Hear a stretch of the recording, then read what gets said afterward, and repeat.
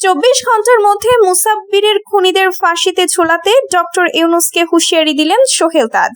সাবেক স্বরাষ্ট্র প্রতিমন্ত্রী ও তাজউদ্দিন আহমেদের পুত্র তানজিম আহমেদ সোহেল তাজ আজ একটি কঠোর হুঁশিয়ারি দিয়েছেন অন্তর্বর্তীকালীন সরকারের প্রধান উপদেষ্টা ডক্টর মোহাম্মদ ইউনূসকে। তিনি দাবি করেছেন, কারওয়ান বাজারে বিএনপির ঢাকা মহানগর উত্তর স্বেচ্ছাসেবক দলের সাবেক নেতা আজিজুর রহমান মুসাব্বির হত্যাকাণ্ডের খুনিদের আগামী 24 ঘন্টার মধ্যে গ্রেফতার করে ফাঁসির মঞ্চে ঝুলিয়ে বিচার নিশ্চিত করতে হবে, অন্যথায় তিনি কঠোর কর্মসূচির ঘোষণা দেবেন বলে হুঁশিয়ারি উচ্চারণ করেছেন।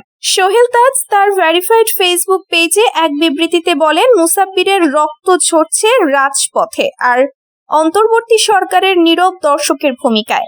এটা কোনো সরকার নয়, এটা বিচারহীনতার আশ্রয়স্থল।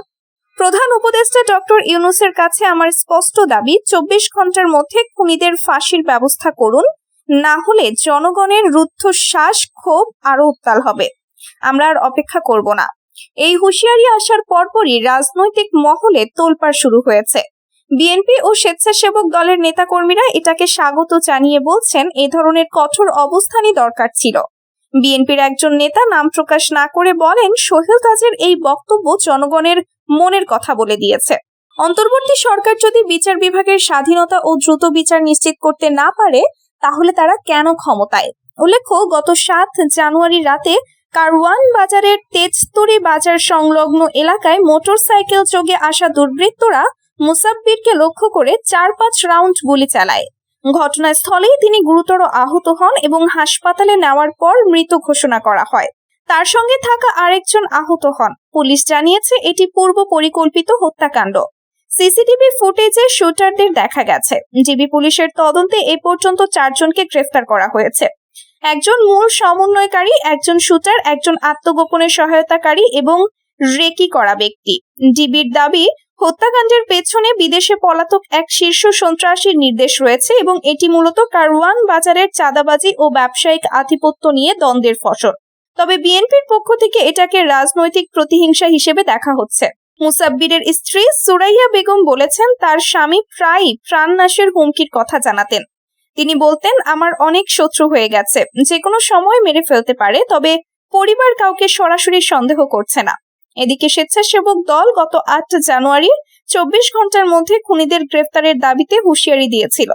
সোহেল তাজের এই নতুন হুঁশিয়ারি সেই দাবিকে আরো জোরালো করেছে। তিনি আরো বলেন, এই সরকার যদি বিচারহীনতার সংস্কৃতি অব্যাহত রাখে, তাহলে জুলাই বিপ্লবের আত্মা অপমানিত হবে। মুসাব্বিরের মতো অনেক যোদ্ধা রক্ত দিয়েছেন স্বৈরাচার উৎখাতে। এখন তাদের খুনিরা যদি ছাড় পায়, তাহলে বিপ্লবের লক্ষ্য ব্যর্থ হবে।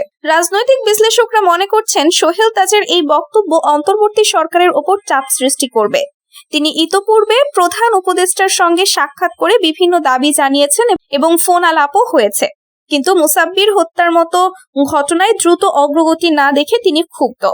অন্তর্বর্তী সরকারের পক্ষ থেকে এখনো এই হুঁশিয়ারির কোনো প্রতিক্রিয়া আসেনি। তবে ডিবি জানিয়েছে তদন্ত চলমান এবং শীঘ্রই আরো গ্রেফতার হতে পারে। জনগণের মধ্যে এখন প্রশ্ন উঠেছে, অন্তর্বর্তী সরকার কি সত্যি দ্রুত বিচার নিশ্চিত করতে পারবে, নাকি রাজনৈতিক অস্থিরতা আরো বাড়বে? সোহেল তাজের 24 ঘন্টার আলটিমেটামের পরবর্তী ঘটনা প্রবাহ এখন সবার নজরে। মুসাব্বির হত্যাকাণ্ড শুধু একটি রাজনৈতিক নেতার প্রাণহানি নয়, এটি অন্তর্বর্তীকালীন সরকারের বিচার ব্যবস্থা ও নিরাপত্তার সক্ষমতার চরম পরীক্ষা। সোহেল তাজের 24 ঘন্টার আলটিমেটাম জনগণের ক্ষোভ ও হতাশার প্রতিফলন। যদি এই সময়ের মধ্যে খুনিদের গ্রেফতার ও দৃষ্টান্তমূলক শাস্তি নিশ্চিত না হয়, তাহলে রাজপথে অস্থিরতা আরো বাড়বে। জুলাই বিপ্লবের আত্মা রক্ষার জন্য বিচারহীনতার সংস্কৃতি ভাঙতে হবে। অন্তর্বর্তী সরকারের সামনে এখন স্পষ্ট চ্যালেঞ্জ, দ্রুত, স্বচ্ছ ও কঠোর বিচার, নইলে জনগণের আস্থা হারানোর ঝুঁকি অপরিসীম।